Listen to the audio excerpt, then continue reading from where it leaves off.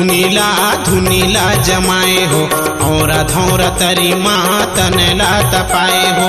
डोंगरिया माँ धुनीला धुनीला जमाए हो और धौरा तरी माँ तनला तपाए हो।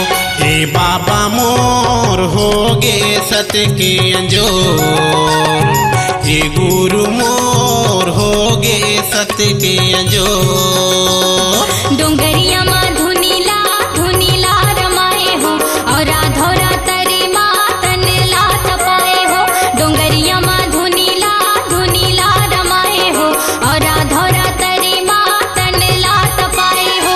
ए बाबा मोर होगे सत के अंजोर, ए गुरु मोर होगे सत के अंजोर।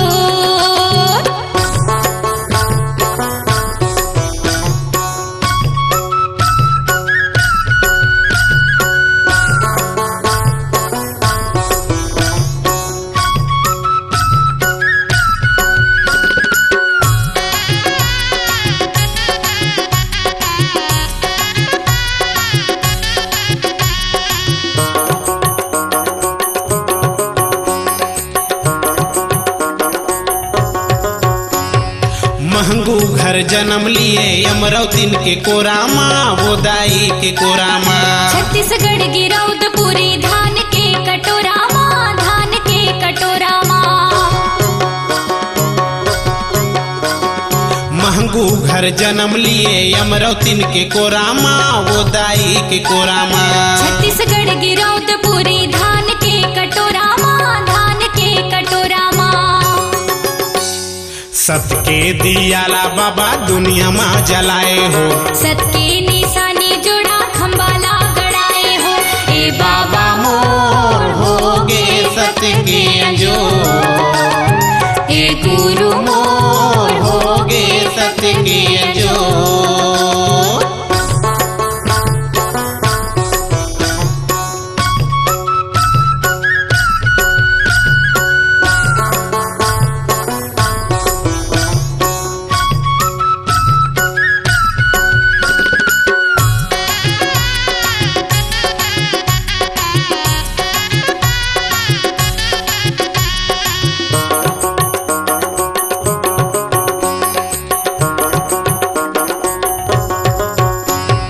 सांप बिच्छू बाघ भालू करे तो रखवारी हो, करे तो रखवारी।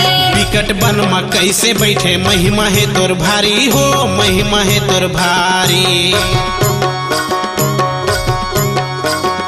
सांप बिच्छू बाघ भालू करे तो रखवारी हो, करे तो रखवारी।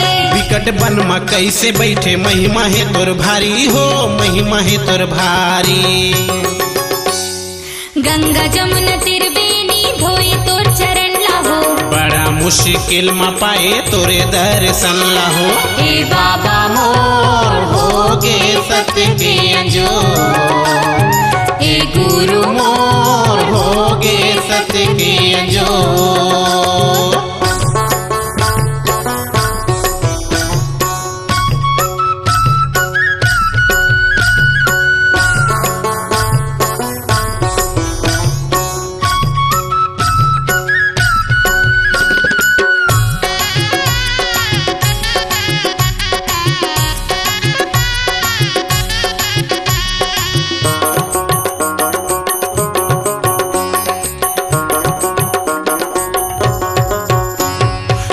के महिमा दिखाए गिरदपुरी धाम माँ, गिरदपुरी धाम माँ। चटवा धाम बारा डेरा तेलासी भंडार माँ, तेलासी भंडार माँ।